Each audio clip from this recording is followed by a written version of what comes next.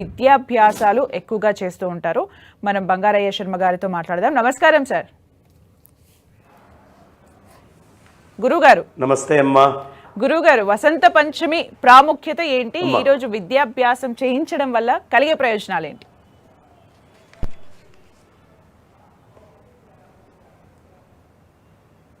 శారదా శారదాంభోజవదనా వదనాంబుజే సర్వదా సర్వదాస్మాకం సన్నిధిం క్రియాత్.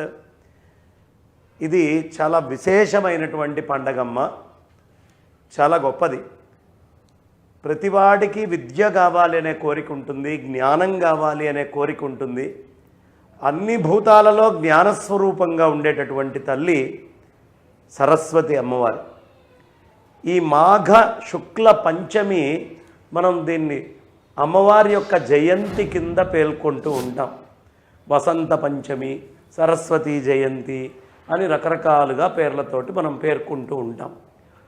ఈ వసంతోత్సవం ఇంకా ఆరంభమే కాదు, కానీ ముందే వసంతం అని ఎందుకు అంటున్నారు అంటే, కొంతమంది ఈ వసంతోత్సవాన్ని ముందుగానే చెప్పటం అనేటటువంటిది యుక్తిగా ఉంది. హేమాద్రి అనే ఆయన హరిపూజ చేయమని చెప్పాడు. ఈ వసంత పంచమి సరస్వతి అమ్మవారి యొక్క సంపూర్ణ అనుగ్రహాన్ని పొందడానికి మనకు చాలా ముఖ్యమైన రోజు. ఈరోజు ఎవరైతే ఆ సరస్వతి అమ్మవారిని ఆరాధన చేసి అర్చన చేసి అక్షరాన్ని అభ్యాసం చేస్తారో వాళ్ళు తరిస్తారు.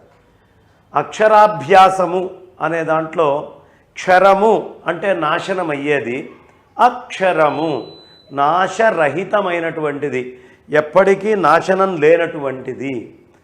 ఏ మనిషి అయినా కోరుకుండేది ఏమిటి? నాశనం ఉండకూడదు అని. నాశనం ఎప్పుడు ఉండదు? అక్షరము నేర్చుకుంటే ఉండదు. మనం బాగా డబ్బు సంపాదించాం, 1 కోటి రూపాయలు, 100 కోట్లు, 1000 కోట్లు, 1,00,000 కోట్లు. శరీరం పోతే ఇది పోతుంది సనాతనమైన వైదిక ధర్మాన్ని బట్టి. కానీ అదే మనం విద్యని సంపాదించాం. మీరు గమనిస్తూ ఉంటారు, ఏడాది పిల్లలు రకరకాలైనటువంటి విద్యల్లో నిష్ణాతుల్లాగా సంగీతంలో రాగాలు కనుక్కుంటారు. దేశాలకు ఉండేటటువంటి మొత్తము ప్రధానమైనటువంటి క్యాపిటల్ సిటీస్ ఏంటి అనేవి కూడా వాళ్ళు చెప్తూ ఉంటారు. ఎలా చెప్తున్నారు? అనేక శ్లోకాలు, పద్యాలు. అంటే జన్మాంతరంలో వీళ్ళు చదివినటువంటి చదువు మళ్ళీ ద్యోతకమై బయటికి వస్తుంది.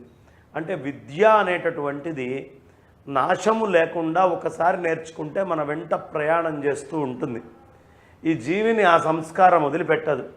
అందుకనే దొరలు దోచుకోరు, దొంగలు ఎత్తుకెళ్ళలేరు అని మనకి చక్కగా అద్భుతంగా పెద్దవాళ్ళు చెప్తారు. ఈ అక్షరాభ్యాసము ప్రత్యేకము చేయడానికి ముఖ్య కారణము, ఈరోజు ఎవరైతే చేస్తారో సరస్వతి అమ్మవారి యొక్క అనుగ్రహాన్ని పరిపూర్ణంగా వాళ్ళు పొందుతారు. దీంట్లో ఏ విధమైనటువంటి అనుమానం అక్కర్లేదు. అలాగే గురుగారు, విద్యాభ్యాసంతో పాటు పూజ చేయడం అనేది పురాణాల దగ్గర నుంచి మనకు ఆచారంగా ఉంది. గురుగారు, విద్యాభ్యాసంతో పాటు ఏవైనా నూతనంగా ఏవైనా పనులు ప్రారంభించాలనుకుంటే, వ్యాపారాలు కానీ ఏవైనా వసంత పంచమి రోజు ప్రారంభించవచ్చా? మాఘమాసం చాలా మంచిదమ్మా. వ్యాపారాలు అలాంటివి వచ్చేటప్పటికి వాళ్ళ నక్షత్రంతో సరితూగుతోందా లేదా, వాళ్ళకి ఇది సరిపోతుందా సరిపోదా అని వాళ్ళ నక్షత్రాలు, వాళ్ళకి సంబంధించినటువంటి జాతకాన్ని బట్టి చేసుకోవాలి.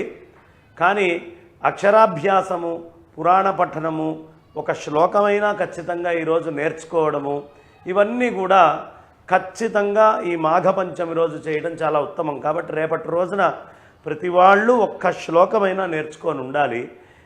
రేపటి రోజున మరీ విశేషంగా పొద్దున్నే లేచి తైల స్నానం చేయమని చాలా విశేషంగా చెప్పారు.